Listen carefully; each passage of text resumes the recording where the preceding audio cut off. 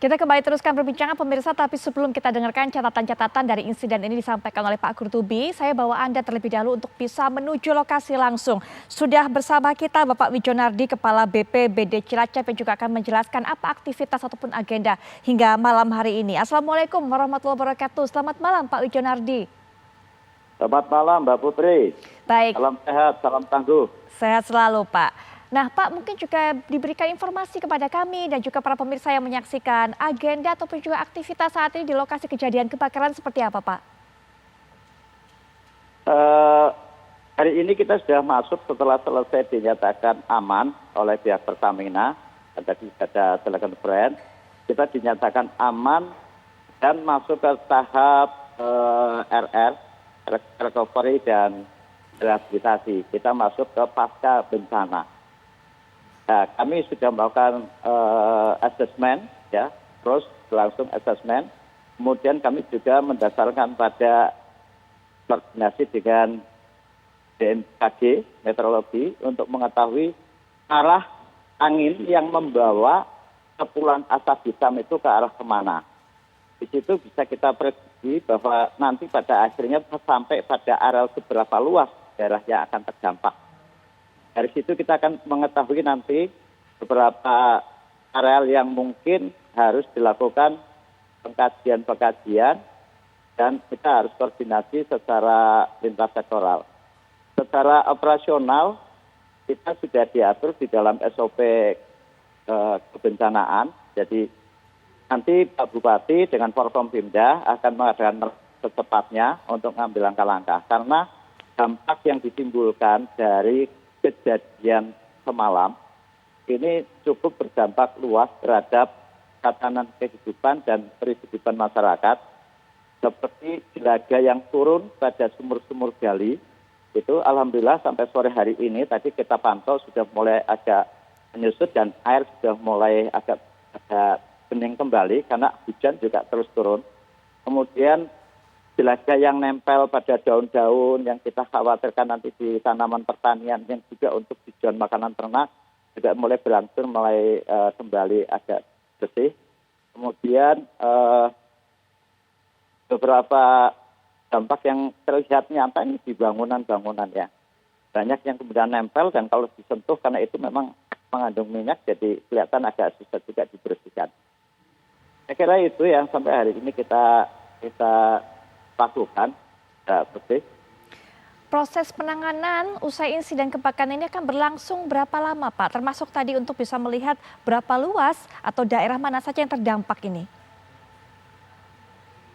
Kalau kita melakukan mitigasi nanti akan kita ketahuan semuanya berapa lama kita akan melakukan. Tapi kita akan harus segera mengambil langkah yang strategis. Yang penting adalah meminimalkan korban daripada atau yang terkena dampak. Ya.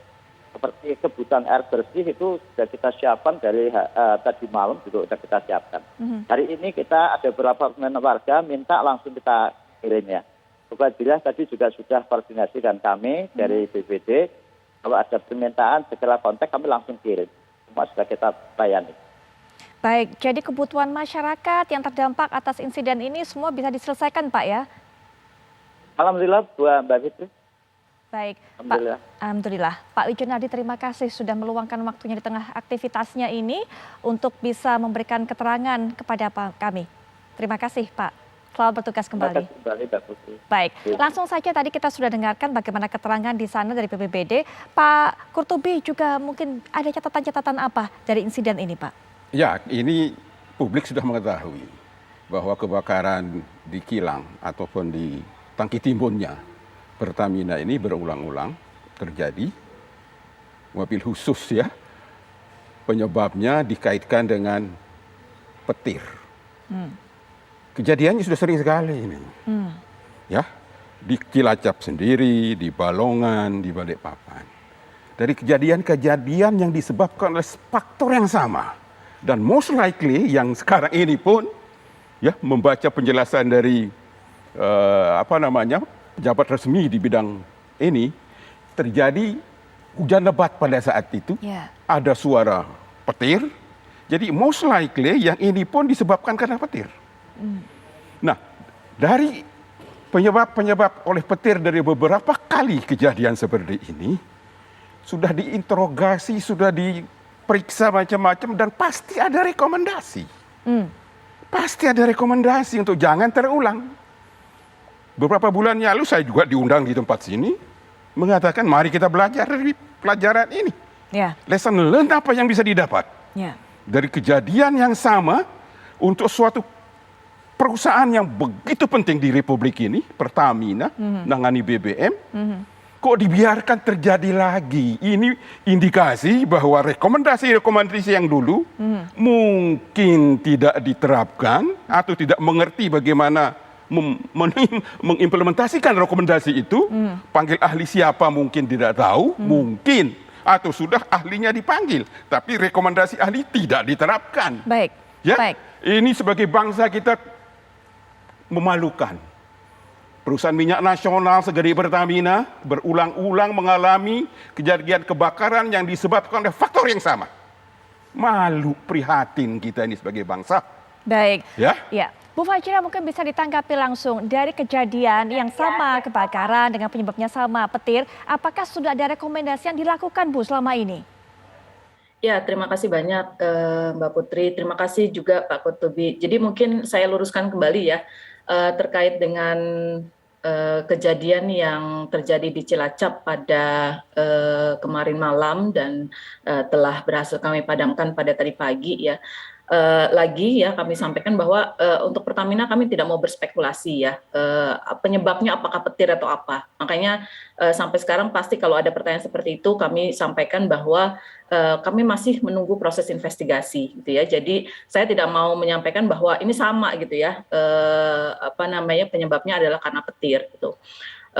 Lalu kemudian yang kedua adalah terkait dengan apa yang sudah menjadi rekomendasi ya di investigasi sebelumnya, pasti kami sedang jalankan ya. Kami sedang jalankan segala hal yang dilakukan oleh Pertamina secara umum ya atau secara operasional ya, itu pasti ada sesuai dengan prosedur ya. Seperti misalnya segala peralatan kita di area kilang ya.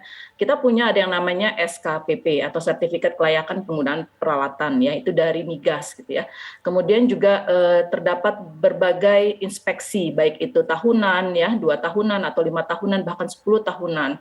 Kemudian semua pekerjaan-pekerjaan juga pasti dilengkapi dengan berbagai sertifikasi yang memang sudah diakui. Pemasangan penangkar petir pun juga sudah ada ya, dan kami terus improve ya sesuai dengan apa yang direkomendasikan ya. Kemudian ada pemasangan earthing, ada bonding untuk tank storage ya, piping system dan sebagainya, ini juga kami lakukan gitu. Jadi sebenarnya apa yang sudah dijalankan atau apa yang sudah ada di Pertamina ini memang sudah sesuai dengan prosedur yang ada. Namun kenapa ini memang terjadi, ini yang pastinya akan menjadi lesson learned kita yang akan terus kami jalankan ya.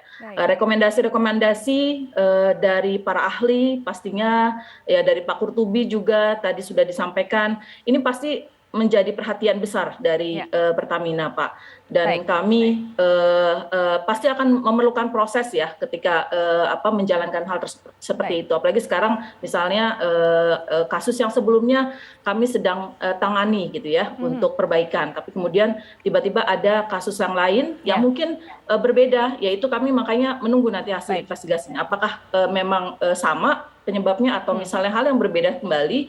Nah itu yang nantinya akan terus kami improve. Ya, Bu Fajira, rekomendasi sudah dilakukan. Nanti mungkin bisa diberikan tanggapan oleh Pak Kurtubi dan juga Pak Herman Hairon. Tapi sebelumnya kita akan bisa mendengarkan bagaimana suara warga yang terdampak akibat kebakaran ini dan juga mungkin ada yang ingin disampaikan kepada pihak Pertamina. Dalam hal ini diwakili oleh Bu Fajira. Silakan rekan kami Budi Zulkifli. Ya Putri, malam ini kami berada di salah satu rumah warga di Desa Tritih Kulon di Cilacap Utara, di mana warga di sekitar sini adalah merupakan mereka yang mengalami dampak langsung saat musibah kebakaran di kilang minyak Pertamina itu terjadi. Saya akan coba menghampiri warga yang saat ini sedang berkumpul di sini. Assalamualaikum, selamat malam Bapak-Bapak. Iya, Pak permisi, mohon mengganggu waktunya sebentar. Saya sudah bersama dengan Pak Diran Supriyadi, salah satu warga di sini. Kita langsung saja, Pak Diran, warga di sini terdampak ya dengan kebakaran itu. Seperti apa, Pak? Sumur-sumur pada hitam semua, terus jemuran baju pada hitam, terus parkiran depan mobil hitam semua. Sebanyak yang semua hitam semua. Terutama sumur ini, Pak, berarti tidak bisa dikonsumsi airnya, Pak? Sementara ini belum bisa, harus dikuras dulu, harus dikuras. Sejauh ini apa yang diharapkan warga terkait dengan musibah ini, Pak? Kalau ada solusi yang bagusnya seperti apa, kita nggak minta macam-macam, solusinya bagaimana gitu. Apakah setelah peristiwa ini ada pihak-pihak terkait yang datang mendata misalnya atau seperti apa, Pak, yang Bapak ketahui? Belum tahu, ini sementara ini informasi dengar-dengar dari tetangga sebelah, ada informasi ditata dari desa gitu. Tapi Bapak sendiri sudah disamperin? Belum, sekarang belum. Bapak dalam kesempatan ini banyak pihak-pihak terkait yang juga ada dalam program ini. Apa yang ingin Bapak sampaikan kepada mereka, Pak? Bagusnya seperti apa? Ini maksudnya bagusnya kalau bisa sumur-sumur kan dikuras lagi biar bisa dikonsumsi lagi gitu. Iya. Baik Pak Supriyadi, terima kasih banyak dan ibu-ibu semuanya semoga masalah ini cepat teratasi ya, dan terutama sumurnya bisa kembali airnya bersih dan bisa dikonsumsi. Ya, itu tadi perbincangan kami dengan warga di desa Triti Kulon ini. Banyak di antara mereka yang memang tempat ini agak jauh dari lokasi terbakarnya kilang minyak Pertamina, sekitar 5 km. Namun menurut warga akibat hembusan angin saat kebakaran terjadi sehingga material-material dari kebakaran itu bersama guyuran hujan jatuh di tempat ini dan mengotori sumur-sumur maupun kawasan pemukiman mereka. Seperti itu Putri Viola yang bisa kami kabarkan dari Cilacap. Kembali ke Anda di Jakarta. Budi Zulkifli, terima kasih untuk informasi Anda. Terima kasih juga sudah mengajak berdialog para narasumber, yaitu masyarakat yang ada di sana, daerah yang memang walaupun tinggalnya jaraknya 5 kilo dari tempat kilang ini berada. Nah, untuk bisa memberikan tanggapan nanti mungkin Bu Fajriah bisa memberikan informasi juga apa yang akan dilakukan oleh pihak Pertamina terhadap tuntutan dari masyarakat di sana. Tapi setelah jeda berikut ini kami segera kembali.